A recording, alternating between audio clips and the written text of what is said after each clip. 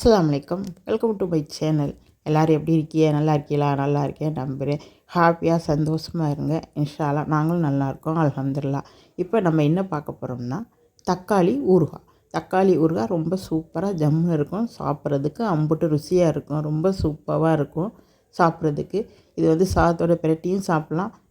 அதே தயிர் சாதம், சாம்பார் சாதத்துக்கு தொட்டும் சாப்பிட்லாம். ரொம்ப சூப்பராக சுவையாக ஜம்முன்னு இருக்கும். ரொம்ப எம்மியாக இருக்கும். இதே தக்காளி ஊறுகாய் ரொம்ப சூப்பராக இருக்கும். இதே மாதிரி ஒரு கண்ணாடி ஜாடியில் எடுத்து வச்சுக்கிட்டோம்னா 6 மாதம் ஆனாலும் 1 வருஷம் ஆனாலும் அப்படி இருக்கும். ரொம்ப சூப்பராக இருக்கும். ஜம்முன்னு இருக்கும். பாருங்க எப்படி இருக்குது, ரொம்ப சூப்பராக இருக்குது. கண்ணாடி ஜாடியில் எடுத்து வச்சாச்சு. ரொம்ப சூப்பராக ஜம்முன்னு இருக்குது. அதே செஞ்சு அந்த சட்டியில் சாப்பாடு போட்டு பிரட்டி சாப்பிட்டா அம்புட்டு ருசியாக இருக்கும். அம்புட்டு சூப்பராக இருக்கும். வாங்க இந்த தக்காளி ஊறுகாய் எப்படி செய்யணும்னு பார்க்கலாம். வீடியோக்குள்ளே போகலாம்.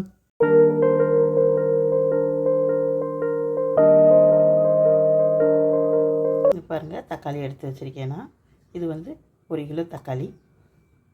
பாருங்கள் தக்காளி இது நல்ல சிவப்பாக நல்லா பழுத்த பழமாக தக்காளி எடுத்து வச்சுருக்கேன். நான் 1/2 ஸ்பூன் வெந்தயம், 1 ஸ்பூன் கடுகு, கொஞ்சமாக புளி, இதெல்லாம் தேவைப்படும். இது எல்லாமே எடுத்து வச்சுருக்கேன்.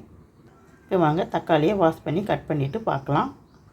இப்போ பாருங்கள் தக்காளியை கட் பண்ணி வச்சுருக்கேன். பாருங்கள் வாஷ் பண்ணி நல்லா காட்டன் துணியில் துடைச்சிட்டு தண்ணி ஈரம் இல்லாமல் கட் பண்ணி வச்சுருக்கேன்.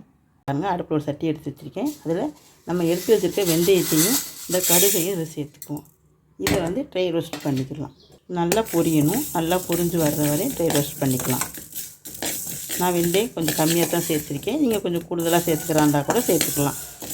நல்லா வெடித்து வரணும் கடுகு, அப்போ தான் நல்லாயிருக்கும். இப்போ கடுகு நல்லா பொரிஞ்சு வருது பாருங்கள். இதில் ஒரு 3 வரமிளகா சேர்த்துக்கிறேன். நீங்கள் உங்கள் காரத்துக்கெல்லாம் சேர்த்துக்கோங்க. நான் 3 வரமிளகா சேர்த்துக்கிறேன். இப்போ இது நல்லா பொரிஞ்சு வரணும். நல்லா பொரிஞ்சு வரட்டும். இப்போ பாருங்கள் வெந்தயம் நல்லா பொரிஞ்சிருச்சு. இப்போ கடுகும் நல்லா பொரிஞ்சிருச்சு. நிறம் மாறிடுச்சு பாருங்கள். இப்போ இது ஒரு பிளேட்டில் மாற்றிக்கலாம். நான் அடுப்பை ஆஃப் பண்ணிவிட்டேன். இப்போ அந்த சூட்லேயே லைட்டாக பொரிஞ்சு வரட்டும். இப்போ வரமிளகா உங்கள் காரத்துக்கு தக்கன கூட குறைய சேர்த்துக்கோங்க. நான் வரமிளகாத்தூள் சேர்த்துக்கணும். அதனால் நான் 3 மிளகாய் மட்டும் சேர்த்துக்கிறேன். இப்போ அதிலே பொரிஞ்சு வந்துருச்சு. இப்போ ஒரு பிளேட்டில் மாற்றிக்கலாம். இப்போ பாருங்கள். இப்போ இது ஒரு பிளேட்டில் மாற்றியாச்சு. ஒரு பிளேட்டில் இருக்கட்டும், ஆறட்டும். இப்போ அதே அடுப்பில் சட்டியை வச்சுருக்கேன். அதில் நம்ம எண்ணெய் சேர்த்துக்குவோம். சேர்த்தாச்சு. இப்போ எண்ணெய் காயட்டும். பாருங்கள் மிக்ஸி ஜார் எடுத்து வச்சுருக்கேன். அதில் நம்ம வறுத்து வச்சுருக்க எல்லாத்தையும் சேர்த்துக்குவோம். இதை பொடி பாயிண்ட் வந்து பார்க்கலாம். இப்போ பொடி பண்ணிட்டு வரலாம். பாருங்கள் எண்ணெய் நல்லா காஞ்சிருச்சு. இப்போ இதில் நம்ம கட் பண்ணி வச்சுருக்க தக்காளியை சேர்த்துக்கலாம். இந்த தக்காளியை சேர்த்து நல்லா வேக விட்டுக்கலாம். தக்காளி நல்லா வெந்து வரணும். இப்போ இந்த தக்காளி நல்லா வெந்து வரட்டும். இப்போ இதில் நம்ம புளி எடுத்து வச்சுருந்தோம் இல்லையா, அந்த புளியை சேர்த்துக்கலாம். நான் வந்து வெயிட்டில் சொல்லணும்னா நான் வந்து இந்த தக்காளி வந்து 1 கிலோ.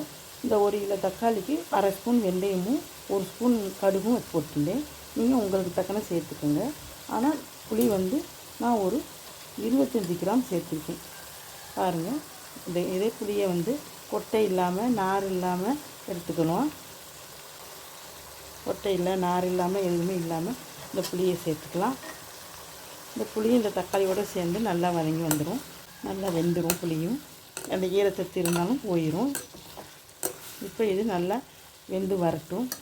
வந்து இதில் கட்டி பெருங்காயம் இருந்தால் கூட நல்லா பொரிச்சிட்டு இதிலேயே போட்டுட்டால் நல்லா கரைஞ்சிரும். நான் தூள் தான் வச்சுருக்கேன், அதனால் தூள் தான் சேர்த்துக்க போகிறேன். இதில் புளி மட்டும் போட்டிருக்கேன். புளி நல்லா வெந்து வரட்டும். இப்போ தக்காளி நல்லா வெந்துக்கிட்டு இருக்குது. இப்போ இதில் நம்ம கல் உப்பு சேர்த்துக்கலாம். கல் உப்பையும் சேர்த்து இந்த தக்காளி நல்லா வதக்கிட்டுக்கோம். நல்லா வெந்து வரணும் தக்காளி. அப்புறம் பத்தலைன்னா சேர்த்து போட்டுக்கலாம். இப்போ வெந்து வரட்டும். இப்போ பாருங்கள் தக்காளி நல்லா வெந்து வந்துக்கிட்டு இருக்குது. இப்போ தக்காளி நல்லா வதங்கிடுச்சு பாருங்கள். இப்போ இது வந்து வதங்கினது போதும். நம்ம ஆற வச்சு வருவோம். ஏன்னா மிக்சியில் இதை அடிக்கணும், அதனால் ஆறட்டும். இப்போ இது அவ்வளோதான். ஸ்டவ் ஆஃப் பண்ணிடுவோம். ஸ்டவ் ஆஃப் பண்ணியாச்சு. இப்போ இது ஆறி வரட்டும் பார்க்கலாம். இப்போ பாருங்கள் தக்காளி நல்லா ஆறி வந்துடுச்சு. இப்போ இதை மிக்ஸி ஜாரில் சேர்த்துக்குவோம். இப்போ பாருங்கள் மிக்ஸி ஜார் எடுத்து வச்சுருக்கேன். அதில் இந்த தக்காளியை சேர்த்துக்குவோம். இது எல்லாத்தையுமே சேர்த்துக்கலாம். இப்போ பாருங்கள் மிக்ஸி ஜாரில் சேர்த்தாச்சு. இப்போ நம்ம அரைச்சிட்டு வந்து பார்க்கலாம். இப்போ பாருங்கள் அந்த வெந்தயம், கடுகு, அந்த மிளகாய் எல்லாத்தையும் அரைச்சிட்டு வந்தாச்சு. நல்ல வாசமாக இருக்குது. இது ஒரு பக்கம் இருக்கட்டும். இப்போ பாருங்கள் தக்காளியும் அரைச்சாச்சு. இது ஒரு பக்கம் இருக்கட்டும். வாங்க தாளிச்சிக்கலாம். இப்போ பாருங்கள் அடுப்பு ஒரு சட்டி எடுத்து வச்சுருக்கேன். இதுக்கு தேவையான எண்ணெய் சேர்த்துக்கலாம். நல்லெண்ணெய் சேர்த்தா ரொம்ப நல்லாயிருக்கும். நான் நல்லெண்ணெய் தான் சேர்த்துக்கிறேன். நீங்கள் நல்லெண்ணெயோட சேர்க்கலாம், ஒன்றும் பிரச்சனை இல்லை, நல்லாயிருக்கும். இப்போ இதுக்கு தக்காளி ஊறுகாய்க்கு தேவையான நான் எண்ணெய் சேர்த்துக்கிறேன். எண்ணெய் சேர்த்தாச்சு. இந்த எண்ணெய் காயட்டும். இப்போ நல்லா காஞ்சி வரணும், எண்ணெய் காயட்டும். இப்போ இதில் சேர்க்குறதுக்காக கொஞ்சமாக கடுகுளுந்து ஒரு ஸ்பூன் எடுத்து வச்சுருக்கேன். இப்போ கடுகுளுந்து சேர்த்தாச்சு. இதில் நான் 2 வரமிளகாய் வச்சுருக்கேன், இதையும் சேர்த்துக்குவோம். இதில் ஒரு கைப்பிடி பூண்டு பல் வச்சுருக்கேன், ஒரு கைப்பிடி நிறையா, அதையும் சேர்த்துக்குவோம். இது எல்லாமே நல்லா பொரிஞ்சு வரணும். பொரிஞ்சு வரட்டும். இதுலேயே ஒரு இனுக்கு நான் கருவேப்பிலை சேர்த்துக்கிறேன். இந்த பூண்டு, இந்த மிளகாய் எல்லாமே நல்லா பொரிஞ்சு வரட்டும். நல்லா பொரிஞ்சு வரணும், அப்போ தான் நல்லாயிருக்கும். நல்ல வாசமாக இருக்குது பாருங்கள், நல்ல வாடையாக இருக்குது. பூண்டு அதில் பொரிஞ்சு வர்றதில் ரொம்ப நல்ல வாடையாக இருக்குது. இப்போ இதில் நான் வந்து 1 ஸ்பூன் பெருங்காயத்தூள், கட்டி பெருங்காயம் வந்தால் கொஞ்சமாக சேர்த்துக்கலாம். இது வந்து தூள் பெருங்காயம், நான் 1 ஸ்பூன் சேர்த்துக்கிட்டேன். இதுவுமே நல்லா அதோடு சேர்ந்து வதங்கி வரணும், அப்போ தான் நல்லா வாசமாக இருக்கும். பாருங்கள் நல்லா வதங்கி வருது. இப்போ பாருங்கள் இதனால் ஒரு கரண்டி மிளகாத்தூள், வரமிளகாத்தூள் சேர்த்துக்குவோம். உங்களுக்கு காரத்துக்கு தக்க நீங்கள் சேர்த்துக்கோங்க. இது எல்லாமே இந்த எண்ணெயில் லைட்டாக சிம்மில் வச்சு வதக்கி விட்டுக்குவோம், இல்லாட்டி கலர் சேஞ்ச் ஆகிரும். இப்போ நல்லா வதங்கிருச்சு. இப்போ இதில் நம்ம அரைச்சி வச்சுருக்க இந்த தக்காளி சேர்த்துக்குவோம். தக்காளியை மட்டும் வலிச்சு விட்டு சேர்த்துக்குவோம், தண்ணி எதுவும் சேர்க்கக்கூடாது. இப்போ பாருங்கள் தக்காளியை சேர்த்தாச்சு. இப்போ இதை நல்லா மிக்ஸ் கொடுத்துக்குருவோம். மிக்ஸ் கொடுத்து நல்லா வெந்து வரணும். அந்த எண்ணெய் எல்லாம் தனியாக பிரிஞ்சு வரணும் வெந்ததுக்கப்புறமா. இப்போ நல்லா மிக்ஸ் கொடுத்துக்குருவோம். உங்களுக்கு எவ்வளோ காரமோ அதுக்கு தக்கன போட்டுக்கோங்க. சில பேர் காரம் சாப்பிடுவாங்க, சில பேர் காரம் சாப்பிட மாட்டாங்க. நான் நல்லா காரம் சாப்பிடுவோம், அதனால தான் நான் மிளகாய்ப்பொடி கூட சேர்த்துருக்கேன். நீங்கள் ஒரு 3 டேபிள் ஸ்பூன் சேர்த்துக்கிட்டால் கூட உங்களுக்கு சரியாக இருக்கும். நான் 1 கிலோ தக்காளிங்கிறனால ஒரு கரண்டி சேர்த்துக்கிட்டேன். இப்போ நல்லா மிக்ஸ் கொடுத்துக்கலாம். நல்லா மிக்ஸ் கொடுத்து சிம்லேயே வச்சு வேக விட்டுக்கலாம். எண்ணெய் எல்லாமே நல்லா பிரிஞ்சு வரணும். இப்போ நீங்களே பார்த்தீங்க எம்புட்டு எண்ணெய் இருந்துச்சுன்னு. இப்போ எண்ணெயே இல்லை, இதில் எல்லாமே ஆயிடுச்சு, உள்ளே அப்படியே சாந்து வந்துருச்சு. இப்போ வந்து இந்த எண்ணெய் வெந்து எண்ணெய் பிரிஞ்சு வரணும். அப்போ தான் இந்த தக்காளி ஊறுகாய் ரொம்ப சூப்பராக இருக்கும், ஜம்முன்னு இருக்கும் சாப்பிட்றதுக்கு.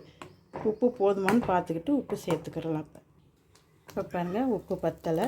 இப்போ நான் கொஞ்சமாக உப்பு சேர்த்துக்கிட்டேன். உப்பு சேர்த்து அதையுமே நல்லா மிக்ஸ் கொடுத்துக்குவோம். மிக்ஸ் கொடுத்தாச்சு. இப்போ மூடி போட்டு முடிக்குவோம். இப்போ இது கொஞ்சம் நேரம் இருக்கட்டும், நல்லாயிருக்கும். அப்போ தான் இப்போ சிம்லேயே இருந்து வேகட்டும், அப்போ தான் நல்லாயிருக்கும். வேகட்டும், பார்க்கலாம். இப்போ பாருங்கள் ஓப்பன் பண்ணி பார்ப்போம். இப்போ பாருங்கள் சிம்லேயே வச்சு நல்லா வெந்து எண்ணெய் பிரிஞ்சிருக்கு. இப்போ இதை நம்ம அரைச்சி வச்ச வெந்தயம், கடுகு, மிளகாய் 3 வறுத்து அரைச்சி வச்சு அந்த பொடியை சேர்த்துக்கலாம். இந்த பொடியும் சேர்த்து நல்லா மிக்ஸ் கொடுத்துக்கலாம். இந்த தக்காளி ஊறுகாய் வந்து சாதத்தோட தொட்டு சாப்பிட்றலாம், பிசைஞ்சு சாப்பிட்லாம், தொட்டு சாப்பிட்லாம், இட்லி தோசைக்கு தொட்டு சாப்பிட்லாம். ரொம்ப சூப்பராக இருக்கும், ரொம்ப நல்லாயிருக்கும், எம்மியாக இருக்கும். சாப்பிட்றதுக்கே அம்புட்டு ருசியாக இருக்கும், ரொம்ப நல்லாயிருக்கும் சாப்பிட்றதுக்கு. எல்லாருமே விரும்பி சாப்பிடுவாங்க. தக்காளி ஊறுகாய் வேணான்னு நினைக்கிறவங்க கூட சாப்பிடுவாங்க. டேஸ்ட்டு பார்த்தாங்கன்னா விடவே மாட்டாங்க, அந்தளவுக்கு டேஸ்ட்டு இருக்கும். இப்போ மறுபடியும் மிக்ஸ் கொடுத்தாச்சு. இப்போ மறுபடியும் மூடி போட்டு முடிக்குவோம். இப்போ இது வெந்து வரட்டும், ஒரு 5 நிமிஷம் ஆகட்டும், பார்க்கலாம். இப்போ பாருங்கள் ஓப்பன் பண்ணியாச்சு. பாருங்கள் எண்ணெய் பூரா அப்படியே மேலே பிரிஞ்சு வந்துருச்சு. பாருங்கள் ரொம்ப சூப்பராக பிரிஞ்சு வந்துருச்சு. நம்ம ஊற்றின எண்ணெய் பூராமே வெளியில் கக்கி அப்படியே வெளியில் வந்துருச்சு. பாருங்கள் எண்ணெயே இல்லாமல் இருந்தது, இப்போ எண்ணெய் சூப்பராக வெளியில் வந்துருச்சு. இன்னமும் கொஞ்சம் 2 நிமிஷம் இருக்கணும், இருந்தால் இன்னும் எண்ணெய் எல்லாமே வெளியில் வந்துடும். அப்படி வந்தால் தான் நல்ல டேஸ்ட்டாகவும் இருக்கும், சாப்பிட்றதுக்கு சுவையாகவும் இருக்கும். அதே நேரத்தில் கெட்டு போகாது. இது வந்து ஒரு 6 மாதத்துக்கு கூட வச்சு சாப்பிட்லாம். வெளியில் வச்சு சாப்பிட்டாலே 6 மாதத்துக்கு வச்சு சாப்பிட்லாம். இதே பிரிட்ஜுக்குள்ள வச்சு சாப்பிட்டா 1 வருஷத்துக்கு வச்சு சாப்பிட்லாம். இருக்கட்டும், ஒரு 5 நிமிஷம் சென்று பார்க்கலாம். இப்போ பாருங்கள் 5 நிமிஷம் ஆயிடுச்சு. இப்போ பாருங்கள் ரொம்ப சூப்பராக ஜம்முன்னு ரெடியாகி வந்துடுச்சு. பாருங்கள் இன்னும் ஒரு 2 நிமிஷம் இருந்தால் போதும். இருக்க எண்ணெயெல்லாம் கக்கி வெளியில் வந்துடும். ரொம்ப சூப்பராக இருக்கும் பாருங்கள்.